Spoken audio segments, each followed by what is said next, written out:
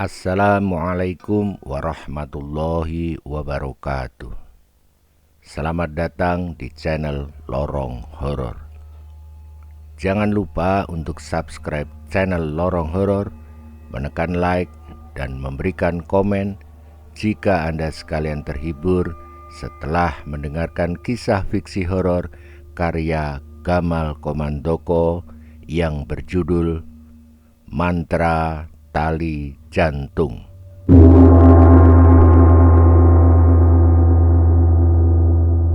Siang pukul 12 kurang 10 menit. Rapat bulanan perusahaan telah selesai 10 menit yang lalu.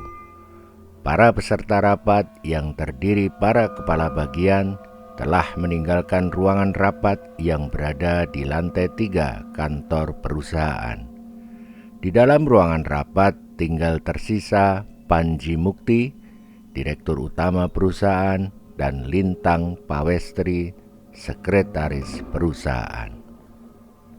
Lintang Pawestri, yang biasa dipanggil Lintang, berwajah cantik, tinggi semampai, dengan ciri khas adanya tai lalat mungil di pipi atas kirinya di dekat ujung kelopak matanya.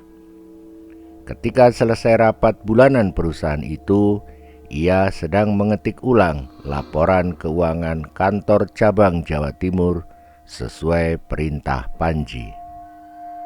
Lintang sebenarnya merasa janggal di dalam hati. Untuk apa Panji menyuruhnya mengetik ulang? Padahal data-data sudah lengkap dan diketik rapi pihak kantor cabang Jawa Timur. Panji tinggal membaca dan mencermatinya saja. Tapi perintah Panji adalah sabda tertinggi di perusahaan yang wajib bagi Lintang untuk melaksanakannya. Panji berdiri di depan jendela kaca besar ruangan rapat. Ia bersedekap sambil melihat situasi luar kantor. Sejenak kemudian ia membalikkan badan, berjalan perlahan, dan berhenti tepat di belakang tubuh Lintang. Detak jantung Lintang tak urung berdebar-debar karenanya. Terlebih-lebih ketika Panji menunduk seperti sedang turut membaca hasil ketikannya dari belakang punggungnya. Lintang bisa merasakan hembusan nafas Panji yang mengenai daun telinga kanannya. Lintang langsung berhenti mengetik ketika ia merasakan tangan Panji memegang kedua bahunya.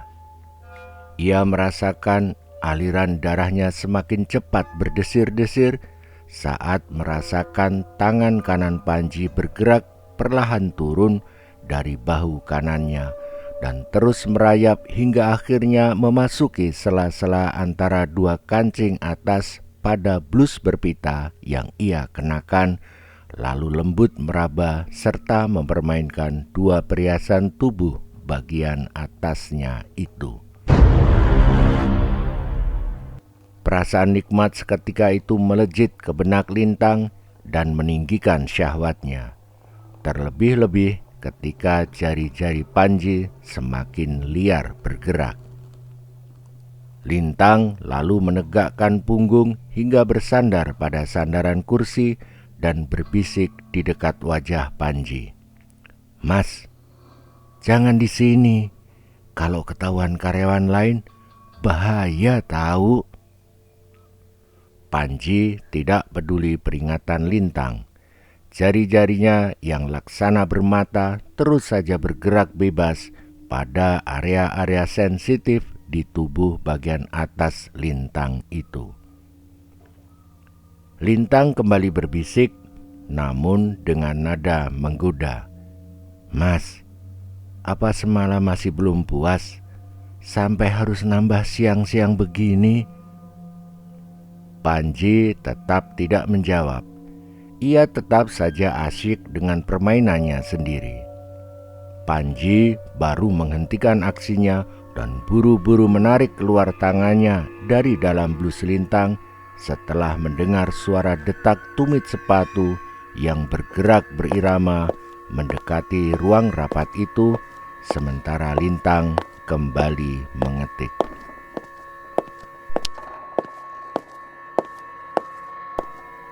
Panji bergegas kembali ke dekat jendela, berpura-pura memperhatikan keadaan di luar kantor dengan kedua tangan bersedekap.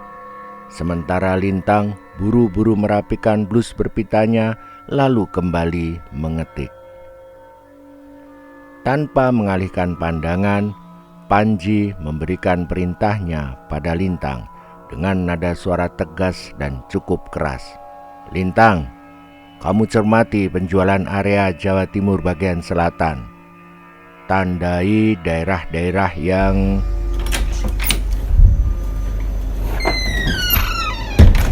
Belum selesai Panji berujar, pintu ruang rapat terbuka. Seorang perempuan cantik yang terlihat anggun nampak berjalan memasuki ruangan.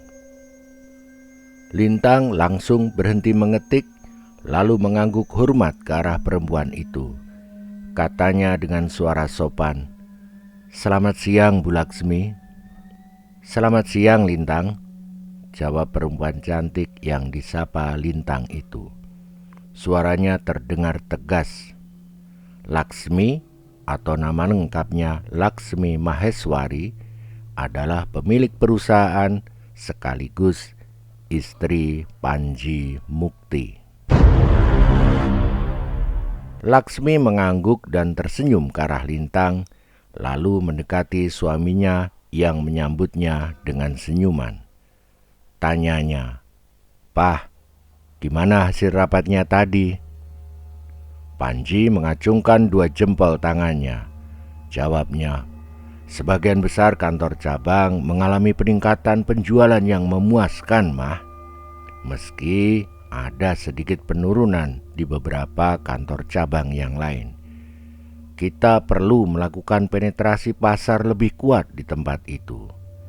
Itu sebabnya aku minta Lintang untuk mengetik." "Pah," potong Laksmi sebelum Panji selesai berujar. Pandangannya tajam terarah bola mata suaminya. "Sekarang ini sudah waktunya istirahat siang. Lintang kan bisa mengerjakannya setelah istirahat nanti." Belum juga Panji menjawab atau menukas, Laksmi telah menghampiri Lintang. Ia menepuk lembut bau Lintang. Katanya, "Lintang, beristirahatlah siang dulu." "Iya, Bu," jawab Lintang. Ia menyimpan hasil ketikannya dan kemudian mematikan laptopnya. Setelah menutup layar laptop, ia kembali mengangguk ke arah Laksmi dan Panji, lalu meninggalkan ruang rapat itu. Tersungging senyum rahasia di bibir Lintang ketika ia berjalan menjauhi ruang rapat perusahaan itu. Lintang duduk manis di kursi belakang mobil online yang mengantarnya pulang. Hari selepas senja, malam akan datang menjelang. Lintang merasa cukup lelah, penat karena seharian bekerja. Ia menggerak-gerakkan lehernya yang dirasanya kaku dan pegal.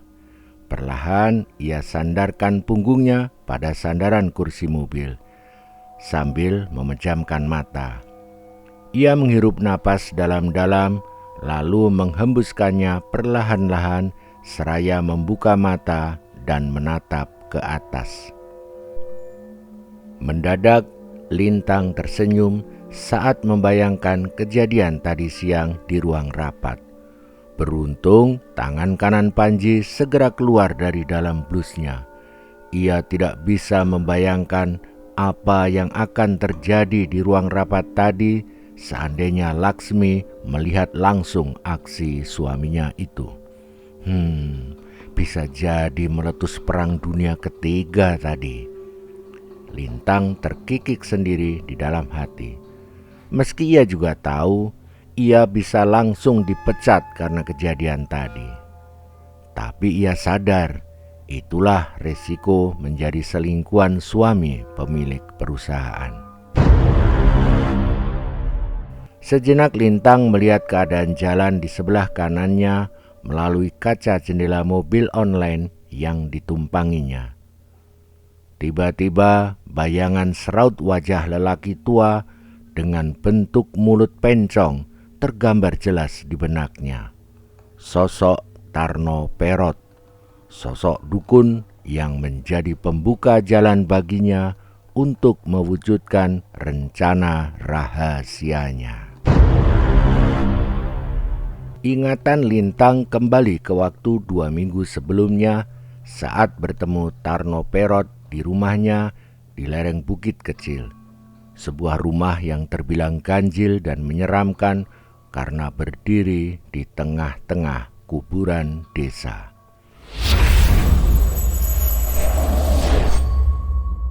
Seorang lelaki tua tersenyum lebar, memperlihatkan gigi-gigi menghitam akibat kebiasaan merokoknya. Ia mengambil sesuatu yang terbungkus kain putih bersimpul dari dalam kotak kayu, lalu meletakkannya di depan Lintang. Lelaki tua itu kembali menghisap rokok klobotnya dan menghembuskan asapnya, lalu meletakkan rokok terbakarnya yang masih tersisa itu di asbak di dekatnya. Kemudian perlahan-lahan ia membuka simpul kain putih di depannya. Di dalam bungkusan kain putih itu terlihat botol kaca kecil berisi suatu cairan agak kental berwarna putih kekuning-kuningan. Tidak banyak jumlah cairan itu, hanya sekitar setengah botol kecil. Lelaki tua bernama Tarno Perot itu mengambil botol kecil berisi suatu cairan itu dan memperlihatkannya pada Lintang yang terus melihat botol kecil di tangan Tarno Perot itu. Kata Tarno Perot, "Ini minyak kamaliman yang Neng Lintang inginkan." Meskipun kepalanya pelan mengangguk, namun Lintang nampak masih penasaran. Ia bertanya seperti meminta ketegasan. "Jadi isi botol kecil itu minyak kamaliman, Pak?" "Ya," pendek jawaban Tarno Perot diiringi anggukan kepalanya. Ia kembali mengambil sebatang rokok klobot, menyelipkan di bibir menghitamnya, menyulutnya dengan korek api gas, lalu menghisapnya dalam-dalam sebelum menghembuskan asapnya. Ia meneruskan ucapannya, "Ini minyak yang langka, sangat sulit didapatkan." Lintang terdiam seperti membiarkan Tarno Perot meneruskan ucapannya sendiri. Tarno Perot kembali berujar menerangkan, "Minyak kamaliman ini berasal dari air mani gajah jantan. Diambil ketika gajah jantan sedang menyetubuhi gajah betina ketika bulan tengah purnama." Alis Lintang terangkat dan melengkung mendengar cerita Tarno Perot. Sejenak kemudian ia menukas untuk meyakinkan, "Tapi itu benar-benar minyak kamaliman kan, Pak?" Tarno Perot terkekeh, lalu menatap wajah Lintang seraya berujar, "Sepertinya Neng Lintang ini belum begitu yakin." "Bukan begitu, Pak," cepat Lintang meralat dengan ucapan tegas. "Saya hanya ingin mendapatkan kejelasan yang pasti. Minyak ini garansi 100% asli, Neng. Lidah saya ini taruhannya." Tegas pula jawaban Tarno Perot. "Kalau sampai nanti terbukti minyak ini palsu, Neng Lintang bisa memotong lidah saya." "Saya tidak ingin hal itu terjadi, Pak." Lintang menggeleng-gelengkan kepala. "Yang saya inginkan minyak kamaliman asli, bukan minyak tiruan atau minyak abal-abal. Itu saja.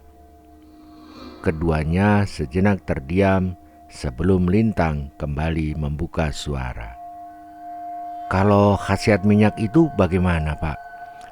Maksud saya, apakah sesuai dengan cerita yang pernah saya dengar? Tarno Perot kembali tersenyum sebelum menjawab. Untuk mengetahuinya, Neng Lintang bisa mengujinya sekarang juga. Sekarang? Keheranan Lintang menyeruak. Bagaimana cara mengujinya, Pak? Sebelum kita menguji khasiat minyak kamaliman ini, saya minta Neng Lintang jujur menjawab. Apakah menurut Neng, wajah saya ini ganteng atau tidak? Tanya Tarno Perot. Jawab jujur saja, Neng. Jangan sungkan-sungkan. Lintang sejenak terdiam. Agak bingung ia memikirkan pertanyaan tiba-tiba Tarno Perot tadi. Apa hubungan antara khasiat minyak kamaliman itu dengan ganteng atau tidaknya wajah Tarno Perot? Tarno Perot terkekeh melihat diamnya Lintang. Jelas dilihatnya Lintang berusaha tidak memandang wajahnya, juga tidak cepat menjawab pertanyaannya. Sikap Lintang seperti itu sudah menjadi jawaban tersendiri baginya. Baik, sekarang kita uji. Apakah minyak ini asli atau palsu? Kata Tarno Perot sambil meletakkan rokok klobot yang hampir habis dihisapnya itu di asbak. Ulurkan tangan kiri, Neng. Lintang menurut mengikuti perintah Tarno Perot. Tarno Perot lalu membuka penutup botol kecil, menempatkan jempol tangan kanannya pada mulut botol, lalu cepat ia membalikkan botol, menuangkan minyak kamaliman di atas jempolnya itu, kemudian menutup kembali botol kecil itu. Kelopak mata Tarno Perot lalu terpejam. Mulutnya berkomat kamit membaca mantra. Kemudian perlahan ia meniup jempol tangan kanannya itu. Dengan perlahan pula ia menggosokkan minyak itu pada jempol tangan kiri Lintang. Perlahan-lahan menggosok, lebih mengesankan ia sedang mengelus-elus. Lintang tidak merasakan suatu keanehan pada ibu jarinya atau juga pada tubuhnya. Ia juga tidak menyadari jika gosokan minyak pada ibu jarinya itu meresap melalui pori-pori kulitnya, menimbulkan asap putih tipis yang melayang-layang lalu terhirup masuk ke dalam lubang hidungnya. Beberapa saat kemudian, Lintang merasakan suatu keanehan. Entah mengapa, ia melihat wajah Tarno Perot yang semula menurut kata hatinya sangat tidak ganteng itu, kini terlihat menarik. Semakin ia memandangnya, semakin mempesona wajah lelaki tua itu dilihatnya. Mendadak senyum lelaki tua dengan bentuk mulutnya yang pencong atau perot itu menjadi senyum khas yang membuat Lintang tidak bosan-bosan menatapnya dan membuat jantungnya berdebar-debar. Kesadaran Lintang seperti menghilang. Ia seperti terhipnotis hingga ia tidak menolak ketika Tarno Perot tiba-tiba mengelus-elus pipinya, lalu mencium bibirnya. Ia juga tidak memberontak saat dukun itu memeluknya dari belakang dan menciumi lehernya, sementara jari-jari Tarno Perot meraba dan menggerayangi dadanya.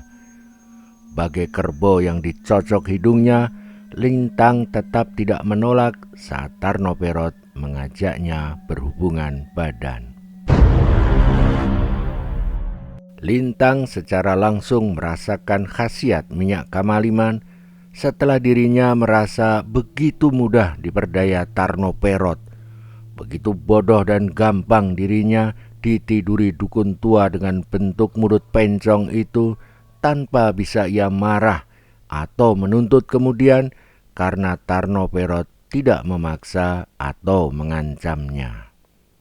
"Neng Lintang," kata Tarno Perot setelah urusan syahwat mereka selesai, "oleskan minyak kamaliman ini pada foto lelaki yang Neng inginkan. Setelah Neng membaca mantra yang akan saya ajarkan, lelaki incaran Neng itu akan memandang Neng Lintang tak ubahnya bidadari kahyangan yang sangat cantik lagi menarik. Ia akan jatuh bertekuk lutut dan berusaha dengan berbagai cara untuk mendapatkan Neng Lintang." Dan sesuai petunjuk Tarno Perot, Lintang pun mengoleskan minyak kamaliman itu pada foto Panji Mukti setelah membaca mantra kamaliman seperti yang diajarkan Tarno Perot. Hasilnya benar-benar mencengangkan. Tidak butuh waktu lama, Panji mendadak berubah sikapnya pada Lintang. Tidak hanya mulai rajin memperhatikannya, melainkan juga genit menggodanya hingga berani mengajak berbuat lebih jauh, sesuatu yang sesungguhnya diharapkan Lintang. Mereka pun akhirnya beberapa kali berhubungan badan di hotel, baik di antara waktu jam kerja perusahaan maupun setelah keduanya pulang kerja. Panji semakin sulit mengendalikan perasaan suka dan syahwatnya pada Lintang, hingga seusai rapat, masih di ruangan rapat pun, Panji berani dan nekat menggerayangi dada Lintang.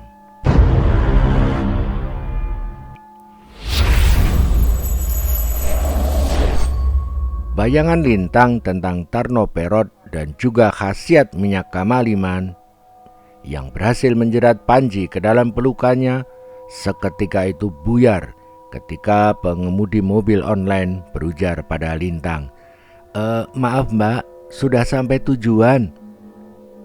Lintang terperanjat. Ia seperti baru tersadarkan.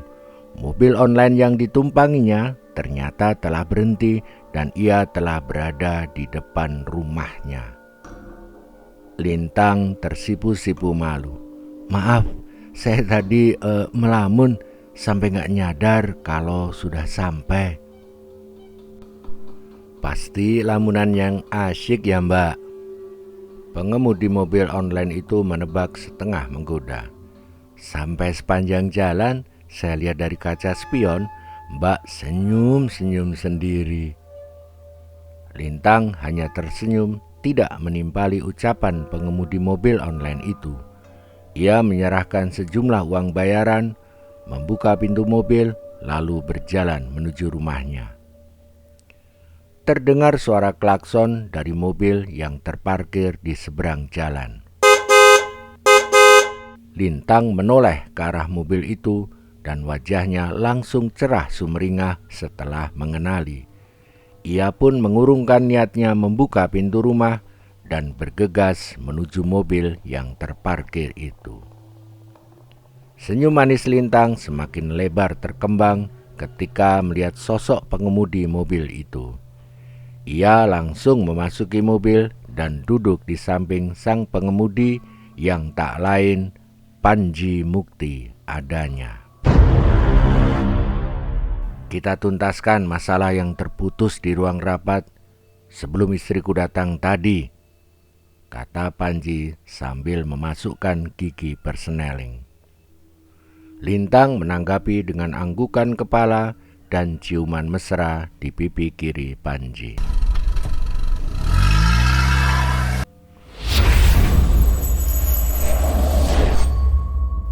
Malam pukul 10:31. Panji membuka pintu rumahnya dari arah luar. Baru juga selesai ia berbalik badan setelah mengunci pintu rumahnya kembali, ia agak tersentak melihat Laksmi duduk di kursi menghadap ke arah pintu seperti sedang menunggu kepulangannya.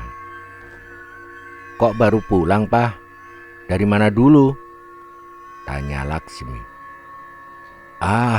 Aku tadi ketemu Bani, teman SMA aku. Ku bawa dia ke kafe, lalu sejenak kami kangen-kangenan, mengenang masa-masa putih abu-abu dulu, jawab Panji dengan sikap berusaha wajar. "Sorry banget, Mah. Aku jadi pulang agak telat. Sorry banget." Laksmi seperti tak terpengaruh dengan penjelasan Panji. Sikapnya tetap dingin.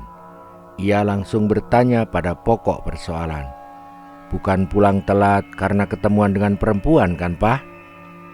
"Astaga, bicara apa kamu itu, Mah?" Panji pura-pura kaget. Matanya membelalak mencoba bersikap galak. "Ketemuan dengan perempuan? Perempuan mana? Siapa? Gak usah asal tuduh gitulah, Mah. Aku kan cuma nanya, Pak. Gak usah sewot kayak gitu," sahut Laksmi. "Bagaimana aku gak sewot, Mah? Pertanyaanmu itu gak lucu. Sama sekali gak lucu, Mah." Panji berlagak tersinggung dengan mata membulat tertuju ke arah Laksmi. Laksmi tetap tidak terpengaruh dengan sikap Panji. Ia bahkan balas menatap tajam langsung mengarah bola mata Panji. Katanya kemudian sambil bersedekap, "Akhir-akhir ini aku menangkap keanehan pada dirimu, Pak. Dan naluriku menyebutkan ada perempuan lain yang kini di hatimu." "Mah," tegas nada suara Panji, "aku tahu naluri perempuan itu jauh lebih kuat dibanding lelaki. Tapi jangan karena itu kau lantas seenakmu menuduhku yang bukan-bukan, Mah." Laksmi tetap tegar, tak terpengaruh dengan penjelasan Panji. Ia kembali berujar tanpa menyambung atau menanggapi ucapan Panji tadi. Katanya, "Naluriku juga mengatakan perempuan itu orang dekatmu." Panji sebenarnya kaget bercampur panik. Namun ia tutupi perasaannya kuat-kuat dan mencari celah agar bisa bebas dari masalah itu. Katanya, "Jangan-jangan kau malah menuduh aku berselingkuh dengan Lintang, Mah. Hanya gara-gara kau melihat kami tadi siang berduaan di ruang rapat." Laksmi langsung memotong ucapan suaminya itu. "Aku belum atau tidak menyebut nama, Pak. Aku tidak menyebut nama Lintang atau karyawati lain. Aku hanya mengutarakan naluriku." "Baik, Mah." Panji mengangguk-anggukan kepala. "Besok aku akan mengadakan rapat khusus yang wajib kau datangi. Kau boleh bertanya pada semua karyawati perusahaan satu persatu, apakah ada di antara mereka yang berselingkuh denganku." "Tidak perlu rapat itu, Pak." Laksmi menggeleng-gelengkan kepala. Tegas ucapannya kemudian, "Cepat atau lambat, aku pasti tahu siapa perempuan itu."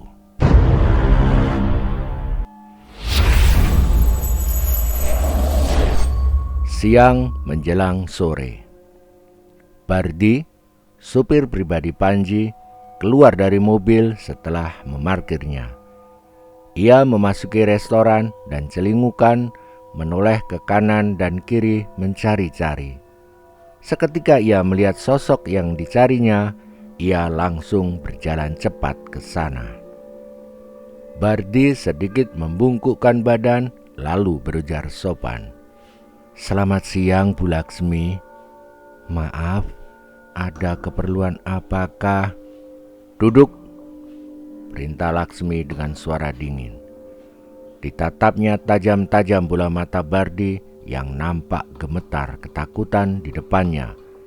lalu langsung mengemuka pertanyaannya setelah Bardi duduk. Apakah kau sudah izin kepada suamiku dengan alasan seperti yang kusebutkan melalui telepon?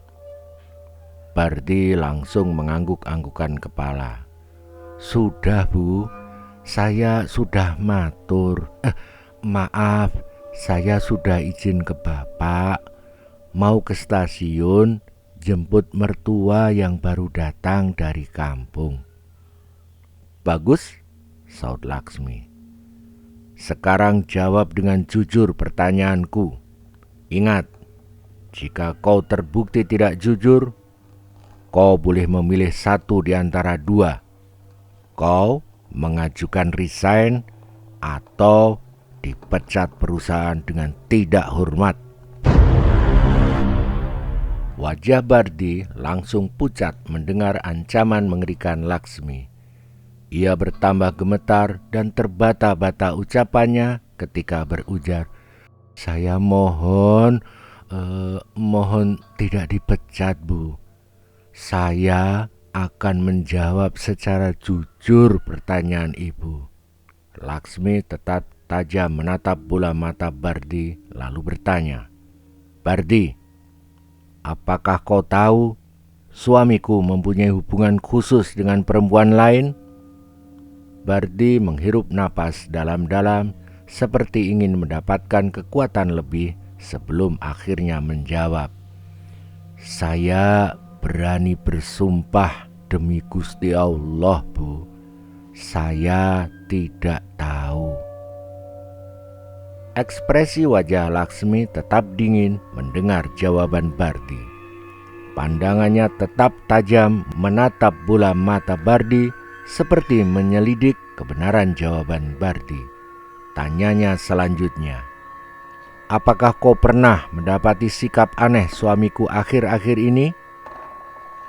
Bardi kembali menghirup napas dalam-dalam, sejenak mengingat-ingat sebelum akhirnya menjawab, "Ada, Bu." "Apa itu?" kejar Laksmi. "Begini, Bu. Minggu lalu Bapak meminta saya mengantar Bapak ke gudang pusat. Tapi di tengah jalan saya diminta turun dan menunggu di warung kopi, sementara Bapak sendiri yang membawa mobil itu, Bu," jawab Bardi. "Lalu?" ujar Laksmi. Bardi meneruskan ceritanya. "Sekitar 2 jam kemudian, Bapak dan Neng Lintang datang menjemput saya. Lalu saya kembali mengemudikan mobil kembali ke kantor." "Lintang?" ulang Laksmi dengan kulit-kulit dahi mengkerut dan mata menyipit. "Iya, Bu," jawab Bardi. "Neng Lintang membawa banyak dokumen. Katanya untuk pemeriksaan barang-barang di gudang pusat. Kata Bapak mengajak Neng Lintang sama-sama balik kembali ke kantor, Bu." Laksmi mengangguk-anggukan kepala. "Terima kasih penjelasanmu, Di," kata Laksmi kemudian. "Untuk sementara kuanggap cukup. Tapi ingat, jika nanti aku tahu kau ternyata berbohong atau menyembunyikan sesuatu yang seharusnya aku ketahui, maka aku pastikan itu hari terakhirmu di kantor." Laksmi melanjutkan ucapannya.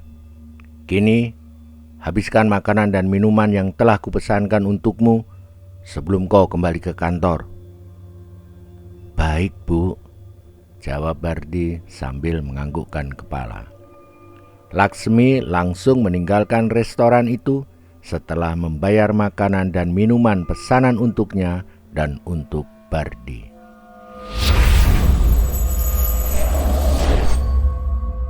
Dini hari pukul 2:16. Lintang merebahkan diri di atas ranjangnya.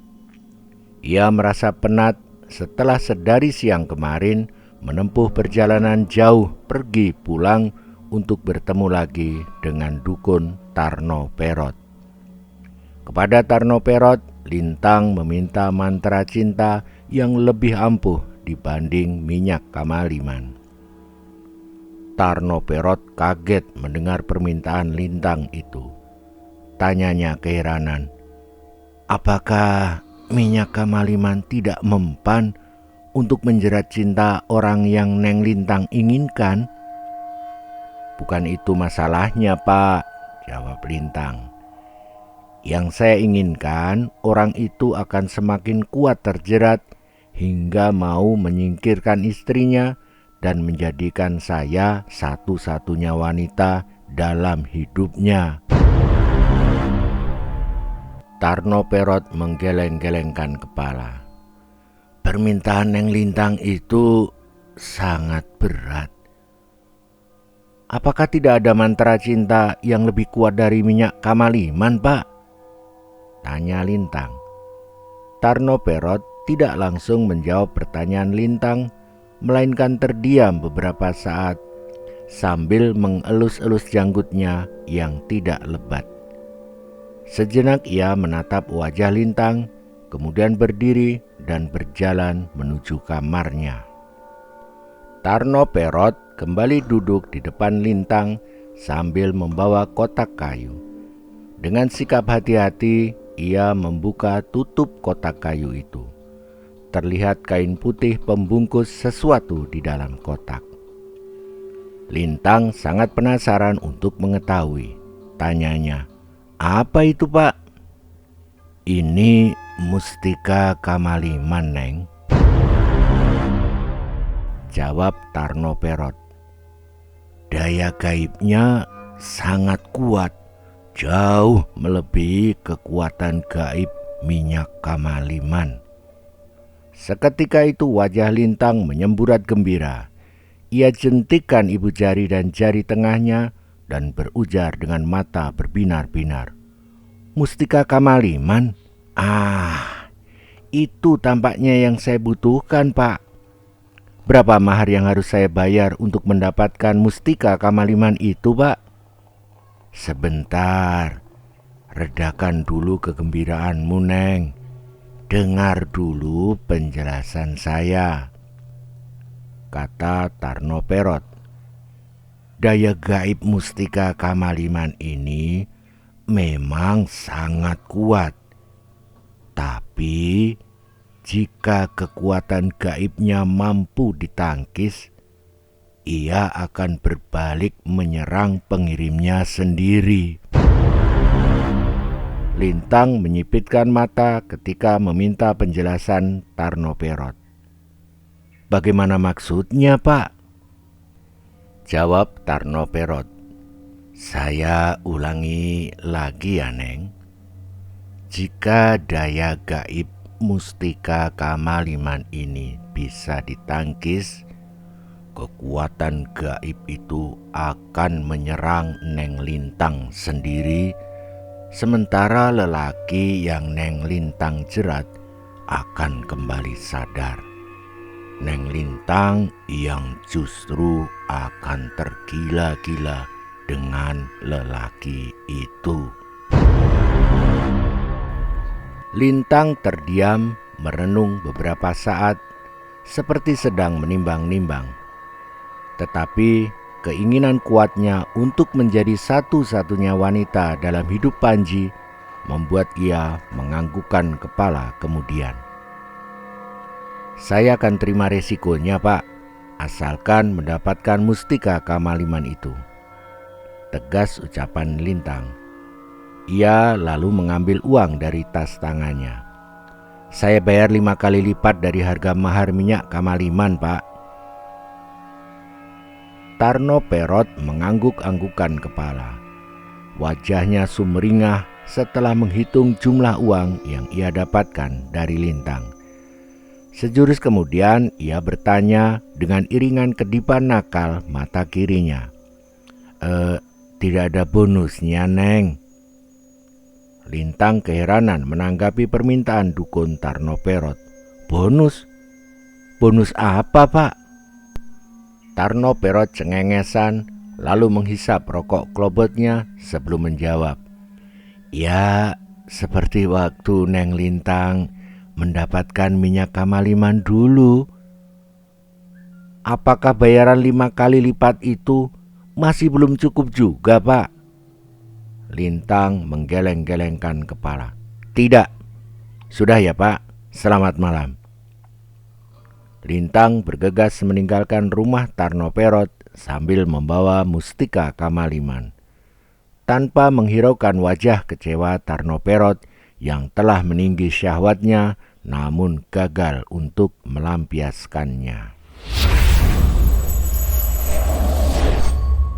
Bardi nampak lebih berhati-hati mengemudi mobil, mengingat di kursi belakang mobil yang ia kemudikan itu duduk pemilik perusahaan tempatnya bekerja. Mereka dalam perjalanan menuju desa kelahiran Bardi untuk menemui Ki Cembul, juru kunci Gua Gelap Nyawang. Perjalanan itu bermula dari pertemuan kembali Laksmi dan Bardi kemarin siang. Laksmi yakin suaminya berselingkuh, entah dengan siapa. Sikap Panji yang begitu kuat untuk dapat terus berhubungan dengan selingkuhannya menimbulkan curiga di hati Laksmi. Suaminya terkena kekuatan gaib, entah apa jenis kekuatan gaib itu. Dalam pertemuan siang kemarin, Laksmi mengemukakan pertanyaannya. Kau tahu dukun yang sungguh-sungguh menguasai ilmu gaib, Di? Bardi mengangguk. Di desa tetangga saya ada dukun sakti, Bu. Ki Cembul namanya. Banyak orang yang datang meminta bantuannya. Ada yang terkena santet, pelet, guna-guna, pokoknya macam-macam hal yang berbau gaib, Bu. Kalau ada orang yang terkena pelet atau guna-guna, apakah bisa disembuhkan? Tanya Laksmi lagi. Jujur, saya secara pasti saya tidak tahu, Bu. Jawab Bardi. Hanya dari cerita yang saya dengar, Ki Cembul itu bisa menyembuhkan orang yang terkena kekuatan gaib dan mengembalikan kekuatan gaib itu pada pelakunya. Dengan cara itu, orang yang terkena pelet akan kembali ke keluarganya dan pelakunya menerima hasil dari perbuatannya sendiri. Itu sesuai dengan keinginan Laksmi. Dari cerita Bardi, Ki Cembul tentu tahu seseorang terkena kekuatan gaib. Tentu tahu pula siapa pelakunya. Ia akan lakukan apapun demi menyembuhkan suaminya dan menjadikan dirinya satu-satunya wanita dalam hidup suaminya, mengingat ia sangat mencintai suaminya. Kini Laksmi tengah dalam perjalanan menuju desa Bardi. Ia perintahkan Bardi menyupiri dengan alasan dinas luar, melakukan inspeksi mendadak ke kantor-kantor cabang tanpa menyebutkan secara pasti ke provinsi atau kota mana yang akan ia inspeksi. Laksmi berdalih, inspeksi mendadak itu bersifat rahasia agar ia mendapatkan keadaan yang sesungguhnya. Panji seperti kuda lepas dari pingitan setelah Laksmi berangkat. Ia tidak peduli ke kantor cabang mana Laksmi akan melakukan inspeksi, karena yang ia pedulikan dapat bebas menumpahkan syahwatnya kepada Lintang tanpa harus main kucing-kucingan dengan Laksmi, meski hanya untuk sementara waktu. Tetapi Panji tetap juga harus sembunyi-sembunyi melakukannya, dan rumah peristirahatan keluarganya di lereng gunung adalah tempat yang sangat ideal untuk itu. Lintang tak ubahnya telah menjelma menjadi nyonya rumah peristirahatan setelah 2 hari berada di sana. Malam ketiga, ia kembali mengobarkan syahwat Panji di atas ranjang hingga Panji mencapai puncak kepuasan. Sambil berpelukan tanpa busana, Lintang mengungkapkan kebahagiaannya bisa bebas berduaan dengan Panji, layaknya suami istri tanpa khawatir dipergoki Laksmi. Sungguh, aku bahagia sekali bisa berdekatan denganmu, Mas. Lintang berujar pelan seraya memandang wajah Panji. Ia mengecup bibir Panji lalu melanjutkan ucapannya. Tetapi bahagiaku hanya semu dan sementara waktu sifatnya. Ucapan menggantung Lintang membuat Panji agak tersentak. Lintang, apa maksudmu? Lintang mencium mesra kelopak mata Panji, baru kemudian menjawab, aku ingin kebahagiaanku sempurna, dan itu akan terwujud jika kau menikahiku, Mas. Menjadikanku satu-satunya wanita dalam hidupmu. Panji kembali tersentak. Namun pengaruh kuat mustika Kamaliman yang dilepaskan Lintang dan menguasai dirinya penuh-penuh membuatnya mengemukakan pertanyaan lucunya. Bagaimana dengan Laksmi jika kau ingin menjadi satu-satunya wanita dalam hidupku? Mudah saja caranya, Mas. Lintang makin dalam memainkan rencananya. Ia menggeser tubuhnya dan dengan gerakan lembut ia menaiki dan menindih tubuh Panji. Katanya setelah kembali mencium mesra bibir Panji, Mas, lepas dari pelukan Laksmi dan aku akan memelukmu erat-erat seperti sekarang ini. Panji nampak bingung menanggapi saran Lintang. Kecerdikannya mengelola perusahaan hingga membuatnya mendapat jabatan tertinggi perusahaan seperti tak berarti untuk menindaklanjuti keinginan Lintang itu. Kalau aku lepas dari Laksmi, berarti lepas pula jabatanku. Apakah kau mau bersuamikan seorang lelaki pengangguran? Aku tidak memintamu melepaskan jabatan tertinggimu itu, Mas. Kau harus tetap menjabat direktur utama dan menguasai perusahaan. Panji kembali tersentak. Pandangannya tajam terarah dua bola mata Lintang di atasnya. Tidak mudah mewujudkan saranmu itu, Lintang. Tidak semudah seperti membalikkan telapak tangan. Lintang tersenyum lalu membelai rambut Panji. Mudah saja, Mas. Panji terdiam, pandangannya tetap tertuju pada dua bola mata Lintang seperti meminta Lintang menjawab sendiri sarannya. Pemilik perusahaan itu adalah Laksmi, istrimu. Jika Mas bisa menyingkirkan Laksmi selama-lamanya dengan cara halus, perusahaan akan jatuh ke tanganmu, Mas. Panji sungguh-sungguh terperanjat. Saran Lintang dinilainya sudah sangat jauh melampaui batas. Bagaimanapun, Laksmi adalah istri sahnya. Di hatinya masih tersimpan rasa sayang dan juga kasihan padanya. Namun begitu kuatnya pengaruh mustika Kamaliman yang telah merasuki dirinya, membuatnya perlahan-lahan menghapus rasa sayang dan kasihannya pada Laksmi. Maka laksana kerbau yang dicocok hidungnya, Panji mengangguk-anggukkan kepala setelah beberapa saat terdiam untuk berpikir. Malah menegas kemudian ucapannya, ya, aku akan mencari cara halus untuk menghabisi Laksmi demi menguasai perusahaan dan bisa utuh memilikimu. Lintang melonjak melambung dalam kegembiraan.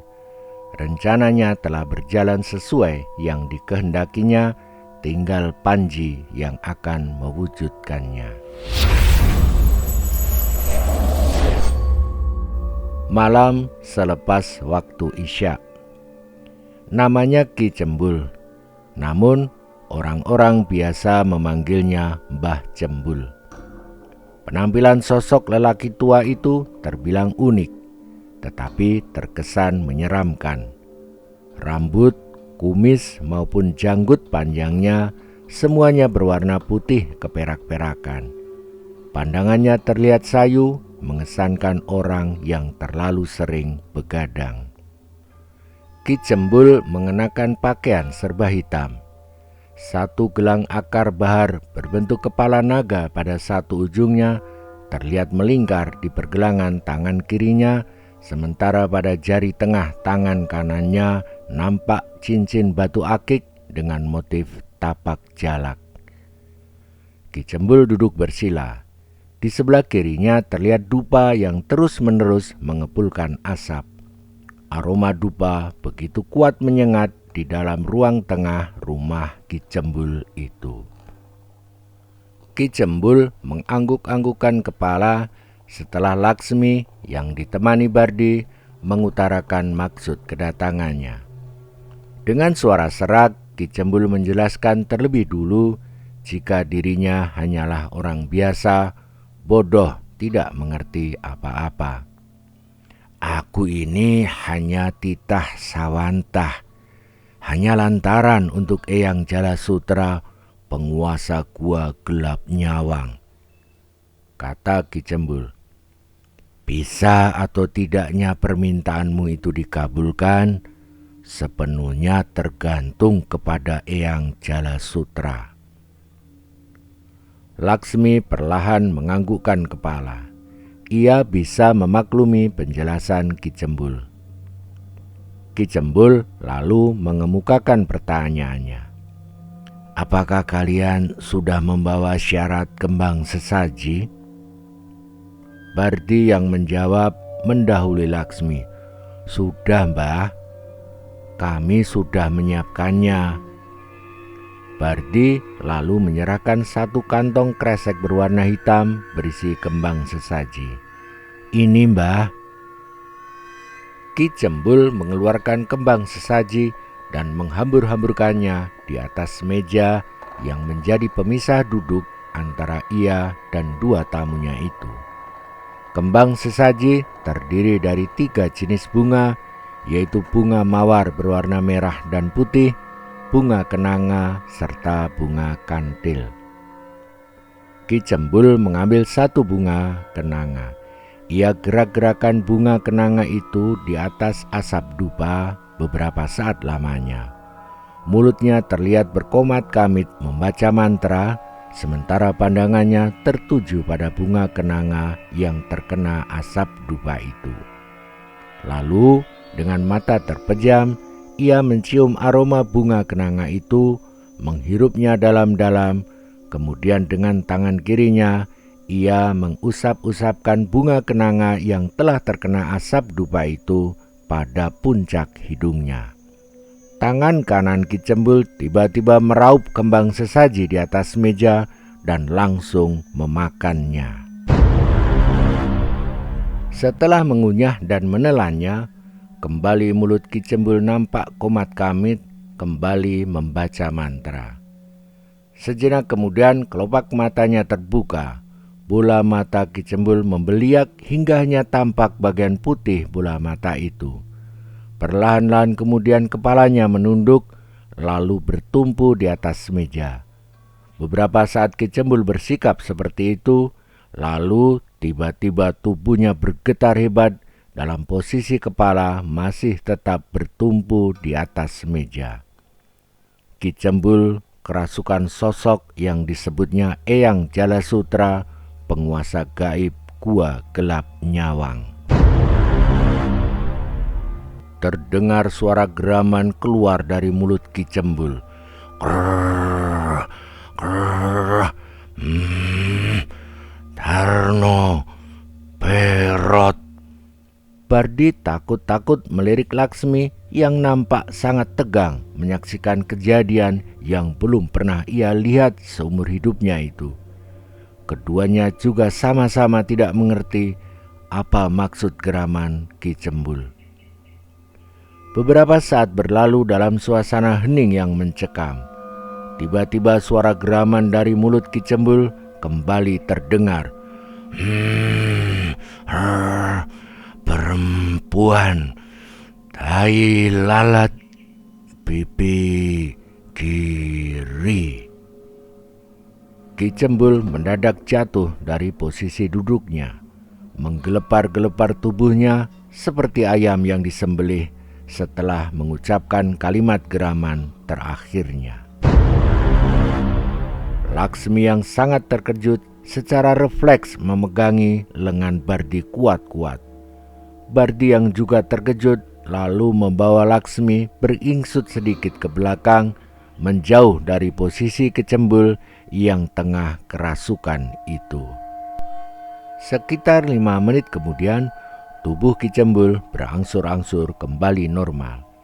Dari posisi rebahan, ia kembali duduk bersila. Beberapa kali ia terlihat menarik napas dalam-dalam, lalu menghembuskannya, hingga akhirnya ia nampak tenang. Laksmi dan Bardi takut-takut mendekat ke tempat mereka semula duduk. Keduanya kembali duduk berhadapan dengan Ki Cembul. Sambil mengelus-elus janggut panjangnya, Ki Cembul berujar dengan suara seraknya dengan pandangan tertuju pada Laksmi. Eyang Jalasutra memberitahuku, suami ibu itu terkena pelet dari Tarno Perot. Tarno Perot, ulang Laksmi keheranan. Siapa dia itu, Mbah? Sambil menatap ke atas dan tetap mengelus-elus janggut panjangnya, Ki Cembul menjawab, dukun yang biasa menjual minyak kamaliman sebagai mantra pemikat yang orang awam biasa menyebutnya pelet. Jadi maksud Mbah Cembul, suamiku itu terkena pelet minyak kamaliman? Kata Laksmi seperti ingin menegaskan penjelasan Ki Cembul tadi. Perlahan kepala Ki Cembul terangguk. Tanya Laksmi selanjutnya dengan penuh penasaran. Lantas, siapa pengirim pelet itu, Mbah? Eyang Jalasutra tidak memberitahuku nama wanita itu, tapi tanda-tandanya, jawab Ki Cembul. Wanita itu bertanda khusus. Ada tai lalat mungil di atas pipi kirinya, dekat ujung kelopak matanya. Laksmi dan Bardi terkejut. Keduanya saling berpandangan dan hampir serempak keduanya berujar, Lintang.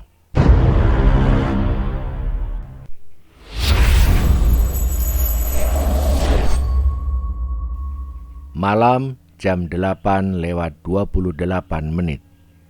Lintang sangat gembira mendapati Panji menepati ucapannya untuk menghabisi Laksmi secara halus setelah ia menemani Panji datang menemui seorang dukun bernama Mbah Gumpal.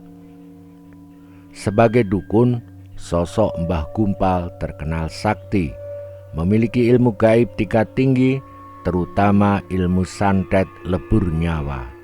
Konon, orang yang terkena santet itu akan mati mengenaskan, tubuhnya mengering seperti kehilangan seluruh darahnya. Aku hanya menjalankan perintah, tidak berani menanggung risiko dan dosanya, jawab Mbah Gumpal setelah ia mendengar kepentingan kedatangan Panji dan Lintang kepadanya. Jangan khawatir, Mbah, semua menjadi tanggung jawab saya, tegas jawaban Panji, baik risiko maupun dosanya. Mbah Gumpal tersenyum jahat mendengar ketegasan jawaban Panji, sementara Lintang tersenyum manis dan menepuk-nepuk punggung Panji seperti sedang memberikan kekuatan tambahan. Lintang lalu berujar kepada Mbah Gumpal, soal bayaran, Jangan khawatir Mbah, Mas Panji siap membayarnya berapapun juga yang Mbah Gumpal inginkan. Mbah Gumpal bersedekap dengan pandangan lurus menatap bola mata Lintang. Ia berujar tanpa mengalihkan pandangannya, tegas mengingatkan, berapapun uang yang kalian siapkan, sesungguhnya sangat tidak sebanding dengan harga nyawa manusia, juga sangat tidak sebanding dengan resiko dan dosa yang harus kalian tanggung nanti. Panji sempat tersentak mendengar penjelasan Mbah Gumpal. Sikapnya mendadak berubah menjadi gelisah. Namun cepat Lintang mengelus-elus punggung Panji hingga Panji kembali tenang. Mbah Gumpal tersenyum ke arah Lintang dengan kepala terangguk-angguk. Ia seperti memahami apa yang dilakukan Lintang terhadap Panji. Bagaimana? Apakah kalian tetap bersikeras mengendaki kematian Laksmi Maheswari? Tanya Mbah Gumpal kembali menguji. Pikirkan kembali baik-baik. Semuanya terserah kalian sendiri. Panji menghirup napas dalam-dalam dan menghembuskannya kuat-kuat. Baru kemudian menjawab tegas, "Ya, sesuai niat saya datang menemui Mbah Gumpal, begitu yang saya inginkan." Mbah Gumpal tajam-tajam menatap Panji dan Lintang, lalu berkata pada keduanya, "Baik, jika kalian sudah bertekad bulat, sanggup menanggung resiko dan dosanya, dunia dan akhirat, aku akan berusaha mewujudkan keinginan kalian itu." Mbah Gumpal berdiri lalu berjalan menuju kamarnya. Sebentar kemudian ia telah kembali. Ia terlihat membawa sebuah kotak kayu berwarna hitam kusam menandakan telah tua usianya. Di depan Panji dan Lintang, Mbah Gumpal membuka kotak kayu itu. Di dalamnya berisi jenglot. Wujudnya kecil namun terlihat menyeramkan dengan wajah laksana mumi, dengan dua taring panjang melengkung, rambut panjang aut-autan hampir sepanjang tubuh, dan kuku-kuku panjang. Dengan hati-hati Mbah Gumpal mengangkat jenglot itu hingga di atas kepalanya, lalu meletakkannya di atas meja beralaskan aneka bunga. Mbah Gumpal meminta foto setengah badan Laksmi yang telah disiapkan Panji. Mbah Gumpal lalu meletakkan foto Laksmi di atas wajah jenglot. Mbah Gumpal kemudian memejamkan mata, mulutnya berkomat kamit membaca mantra. Sebentar kemudian ia mengambil pedang mini yang berkilat-kilat terkena cahaya lampu tempel yang menunjukkan ketajamannya. Tangan kiri Mbah Gumpal mengambil foto Laksmi dan meletakkannya di atas meja kayu. Lalu tangan kanannya bergerak perlahan-lahan, kemudian menusukkan pedang mini itu ke foto setengah badan Laksmi hingga menancap pada meja kayu. Mbah Gumpal menarik kedua tangannya, lalu menyatukan kedua telapak tangannya serta menempatkannya di depan hidungnya seperti sedang menyembah. Telapak tangan kanannya tiba-tiba menghentak lantai. Mendadak dari foto Laksmi yang tertancap pedang mini itu terlihat asap merah tipis yang melayang-layang dan terus membumbung naik. Mbah Gumpal mengakhiri ritualnya setelah mengaturkan sembah, entah tertuju kepada siapa. Ia menatap Panji dan Lintang secara bergantian, kemudian berujar, "Tengah malam nanti, kekuatan santet lebur nyawa akan mengenai sosok yang kalian incar nyawanya itu."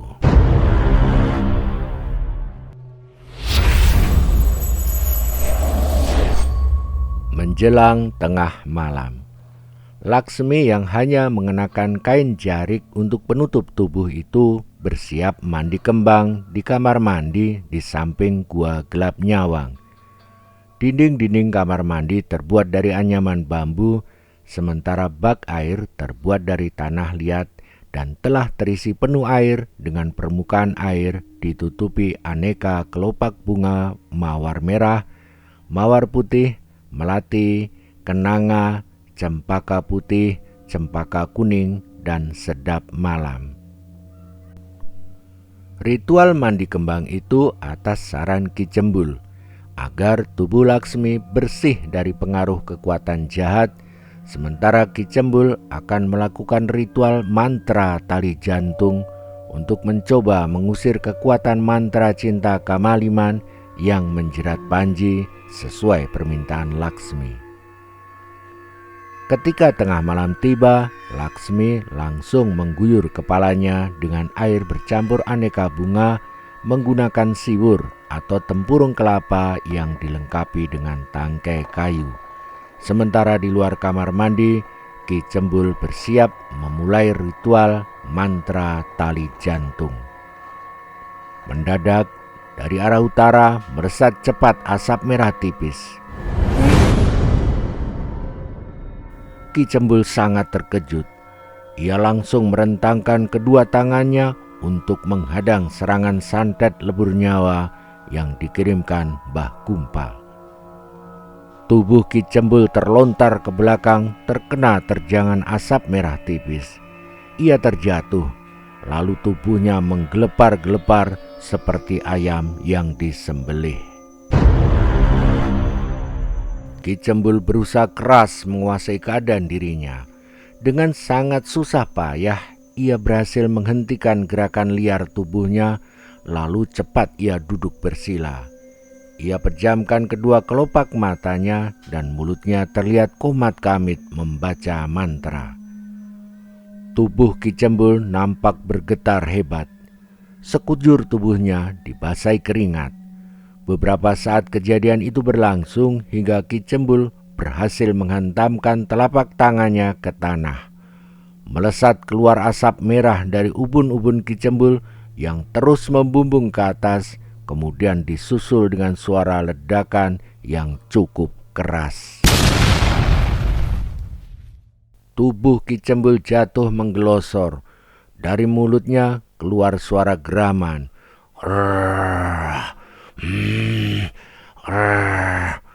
Kurang ajar, Kumpal, Kumpal. Ki Cembul kemudian berdiri. Wajahnya terlihat memerah, sementara bola matanya membeliak hingga hanya menyisakan warna putih. Ia berjalan dengan langkah kaki patah-patah, tak ubahnya cara berjalan mayat hidup mendatangi Laksmi. Laksmi sangat ketakutan melihat Ki Cembul datang mendekatinya. Ia hanya bisa diam dengan pandangan waspada, dengan kedua tangannya terlipat di depan dada. Ki Cembul berdiri di tengah pintu kamar mandi, sangat sulit bisa ia lewati, terlebih-lebih ia hanya mengenakan kain jarik yang telah basah.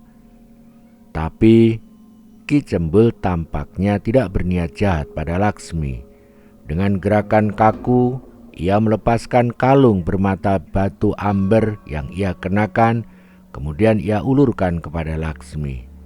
Dengan suara seraknya, Ki Cembul yang tengah kerasukan Eyang Jala Sutra itu berujar, "Pakai kalung itu, jangan pernah dilepas."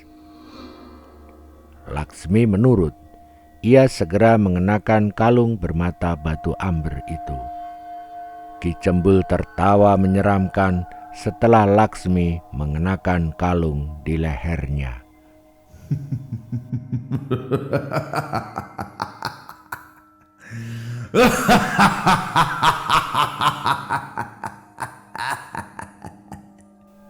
Setelah reda tawanya, Ki Cembul mengajarkan penggunaan mantra tali jantung. Setelah dirasanya cukup, ia kembali berujar, "Sekarang pulanglah. Gunakan mantra itu di rumahmu.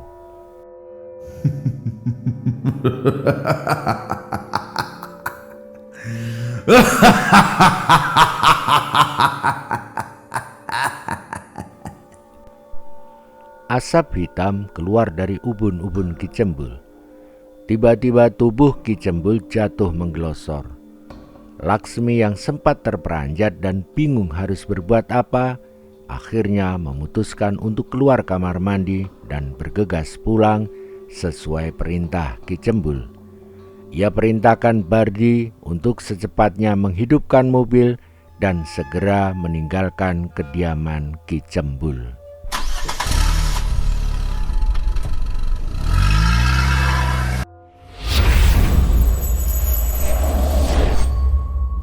Malam selepas waktu Isya, pekuburan desa di lereng bukit kecil nampak lengang meski malam bisa dibilang baru memasuki awalnya. Satu-satunya daerah yang lumayan terang di area pekuburan itu hanya berasal dari bagian tengah-tengahnya dari rumah Tarno Perot. Tarno Perot sedang duduk-duduk di atas balai-balai bambu di depan rumahnya. Ia sedang menikmati rokok klobotnya ditemani secangkir kopi pahit dan 3 potong singkong rebus. Tarno Perot baru menelan kunyahan terakhir singkong rebusnya lalu menyeruput kopi pahitnya saat matanya melihat sinar hitam pekat melesat cepat ke arahnya. Tarno Perot sangat terperanjat hingga cangkir kopinya terlepas dari pegangan tangannya. Namun, belum juga reda keterkejutannya, sinar hitam pekat itu telah telak mengenai tubuhnya. Tubuh Tarno Perot tergetar kuat. Tarno Perot merasakan dadanya sangat panas dan perutnya mual. Ia mencoba melawan, tetapi getaran tubuhnya begitu kuat hingga akhirnya ia malah terpental jatuh terjengkang. Darah segar keluar dari mulut Tarno Perot. Tarno Perot masih mencoba melawan meski dengan susah payah merapal mantra gaib yang ia kuasai. Tetapi ia kembali terpental hingga tubuhnya menabrak meja bambu yang biasa ia gunakan untuk menyuguh tamu. Tarno Perot merasakan dadanya bertambah panas dan ia merasa sesak napas. Bahkan hingga ia harus menghirup udara dengan mulutnya. Mendadak ia merasakan dorongan sangat kuat dari dalam tubuhnya yang memaksanya membuka mulut lebar-lebar dan ia kembali muntah darah segar. Tarno Perot mencoba bangkit, tetapi ia tak kuasa. Bahkan untuk sekedar menegakkan punggung saja ia tak mampu.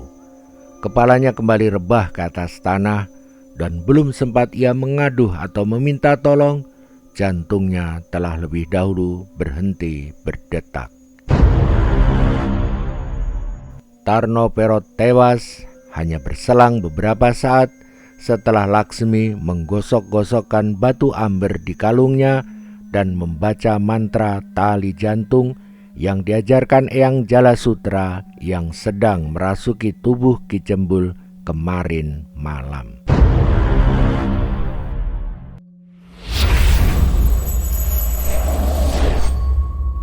Lintang merasa telah berada di puncak kehidupannya. Ia merasa sepenuhnya memiliki dan dimiliki Panji setelah merasa menyingkirkan Laksmi melalui kekuatan santet lebur nyawa yang dilepaskan Mbah Gumpal. Selain itu, apapun juga permintaannya selalu diiyakan dan dituruti Panji, seperti yang ia minta dalam perjalanan sepulang dari kediaman Mbah Gumpal. Setelah Mas berhasil mengambil alih perusahaan, angkat aku jadi wakil direktur utama ya Mas sayang. Ada sekelebat kesadaran pada diri Panji saat mendengar ucapan Lintang itu, hingga sejenak ia terhenyak. Wakil direktur utama? Iya, kenapa tidak? Lintang menatap tajam bola mata Panji. Kalau suami istri menjadi direktur utama dan wakil direktur utama, perusahaan akan segera berkembang dan maju, Mas. Panji ingin mendebat, namun pengaruh kuat Mustika Kamaliman tidak hanya membuatnya urung mendebat, melainkan juga mengiyakan. Lintang juga menuntut untuk mengadakan pernikahan mewah setelah berita kematian Laksmi mereka dengar. Lintang, apakah tidak sebaiknya kita tunggu dulu? Tunggu? Menunggu apa, Mas? Menunggu kau kecandol perempuan lain, Mas? Sanggah Lintang dengan memotong ucapan Panji yang belum selesai. Pokoknya, begitu berita kematian Laksmi kita dengar, kita harus segera menikah, titik. Dengan pesta perayaan yang megah, titik. Panji kembali mengiyakan, kembali menurut. Dan malam ini, dalam perjalanan menuju rumah peristirahatan keluarga Panji, Lintang kembali meminta sesuatu yang mencengangkan, seperti tidak masuk nalar sehat. Mendadak ia menunjuk ke suatu tempat agak lega di pinggir jalan. Mas, kita berhenti di tempat itu. Panji sejenak menatap Lintang dengan keheranan. Berhenti? Untuk apa? Lintang membuka kancing-kancing blusnya dan berujar menggoda. Aku akan memberi hadiah spesial karena keberanianmu mewujudkan cita-cita kita. Lintang, bukankah kita nanti bisa melakukannya di rumah peristirahatan? Kata Panji. Ini jalanan umum. Tidak, Lintang tegas menggelengkan kepala. Aku ingin melakukannya di tempat itu sekarang juga. Lintang lalu ke kursi belakang sambil membuka pakaian yang dikenakannya, sementara Panji meminggirkan mobilnya. Ia menarik tuas rem tangan, mematikan mesin mobil, dan menuju kursi belakang di mana Lintang telah telanjang bulat menunggunya sambil rebahan. Tetapi hubungan badan itu belum sempat berlangsung saat Lintang mendadak bergetar tubuhnya setelah asap hitam melesat dari atas dan masuk ke dalam tubuhnya.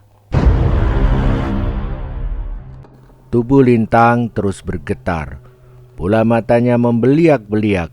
Seketika tubuh Lintang berhenti bergetar, mendadak Lintang berlaku aneh. Ia tertawa-tawa sendiri dan bertingkah ganjil.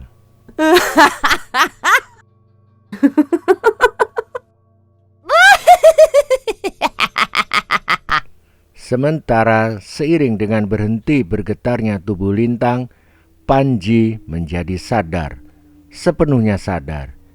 Ia sangat terkejut mendapati dirinya dan Lintang di kursi belakang mobilnya, sementara Lintang dalam keadaan telanjang bulat.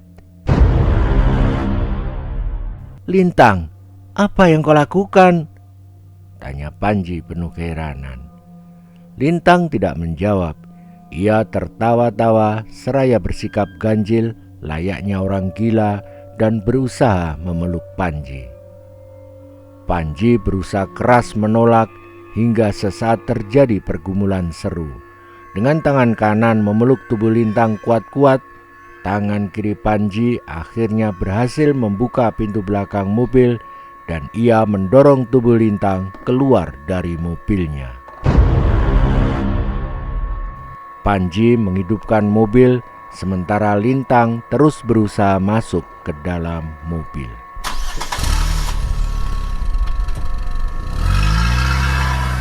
Lintang bahkan menghalangi mobil dengan berdiri di depan mobil seraya merentangkan kedua tangannya. Panji cepat memundurkan mobilnya, lalu melajukan mobilnya setelah membanting setir ke kanan untuk menghindari menabrak Lintang. Ia langsung tancap gas, melajukan mobilnya seperti sedang dikejar setan.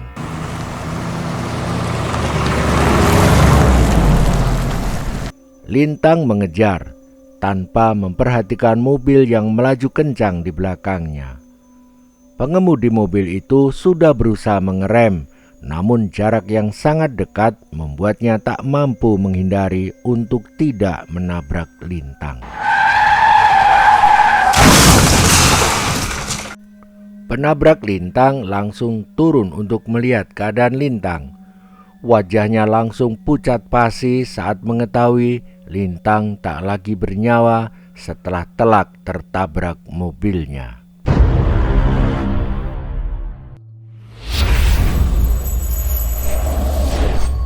Laksmi membuka pintu rumahnya setelah mengintip dari jendela untuk mengetahui siapa yang mengetuk pintu.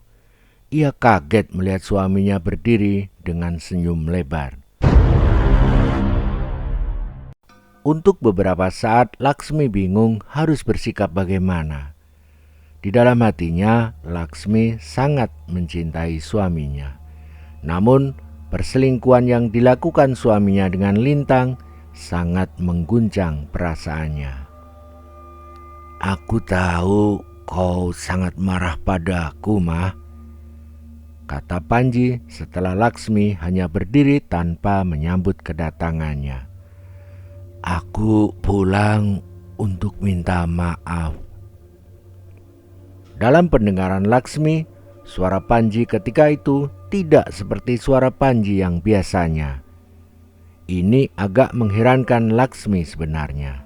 Atau barangkali karena peristiwa yang sangat mengguncang biduk rumah tangganya itu yang membuat ia merasakan keanehan pada suara Panji. "Namun, jika kau tidak memaafkanku, aku tak mengapa," kata Panji lagi. "Kesalahanku padamu memang sangat besar.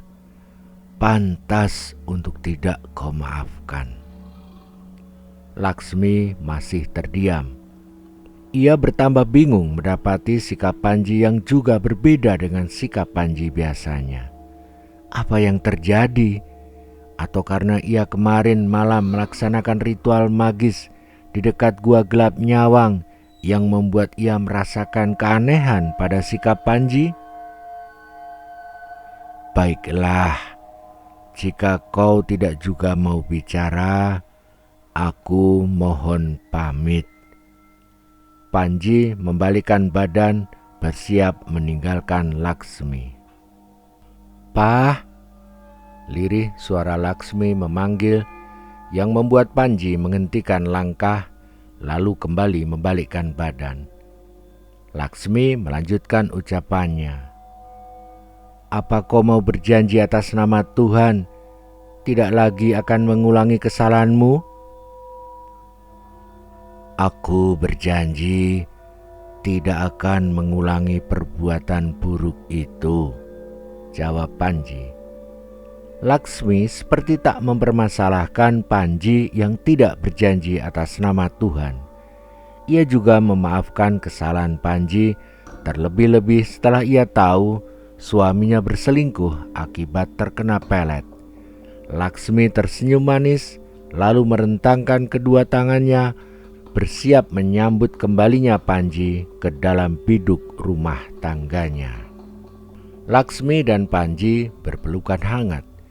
Kerinduan Laksmi seperti bisa tertumpahkan pada suami tercintanya itu. Ia langsung menganggukkan kepala ketika Panji membisikkan ajakan bercinta. Tetapi lagi-lagi Laksmi merasakan keanehan pada Panji. Panji mampu membuatnya mencapai puncak syahwat, tidak seperti biasanya. Apa yang terjadi pada Panji hingga ia bisa sekuat dan seperkasa itu di atas ranjang? Laksmi juga merasa aneh dengan sikap Panji yang langsung ke kamar mandi di dalam kamar tidurnya setelah mereka selesai bercinta. Tidak seperti biasanya, Panji langsung tidur beberapa saat kemudian, bahkan hingga ngorok, dan baru mandi setelah esok terbangun. Ia juga tidak mendengar suara nyanyian Panji ketika mandi seperti biasanya, hanya suara deras kucuran air dari shower mandi. Tiba-tiba telepon di ponsel Laksmi berbunyi.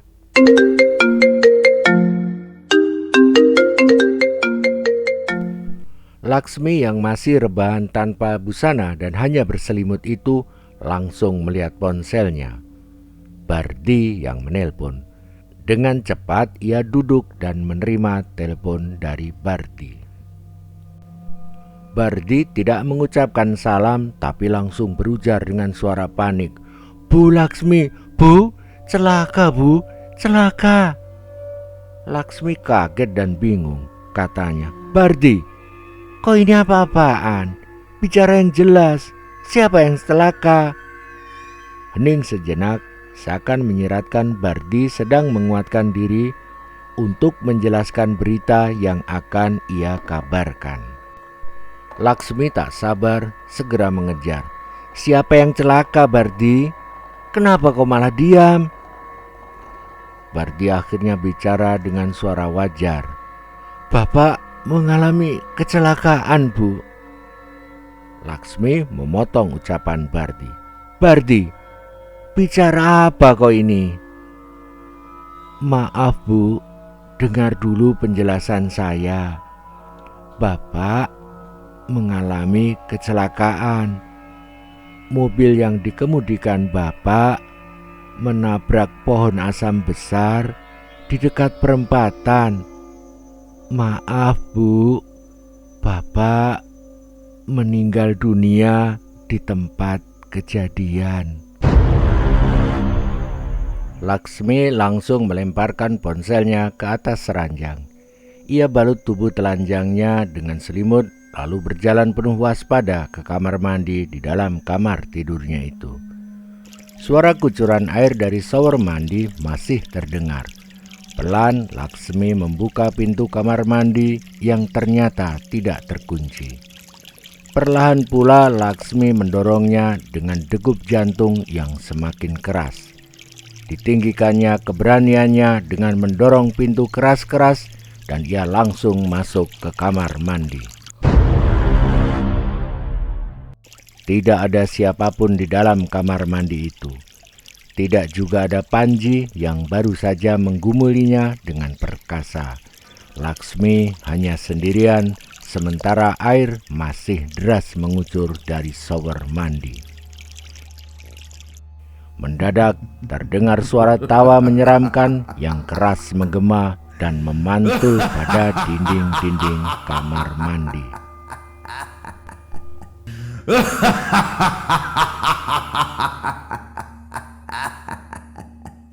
Suara tawa yang pernah didengar Laksmi dengan jelas dari mulut Ki Cembul setelah Ki Cembul mengenakan kalung di leher Laksmi. Suara tawa ketika Ki Cembul sedang kerasukan Eyang Jalasutra, penguasa Gua Gelap Nyawang.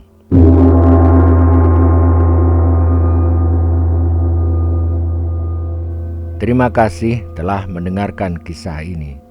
Semoga Anda sekalian dikaruniai kesehatan dan kebahagiaan yang berlimpah serta keberkahan dalam kehidupan Anda sekalian. Allahumma amin. Terima kasih. Salam horor, salam lorong horor.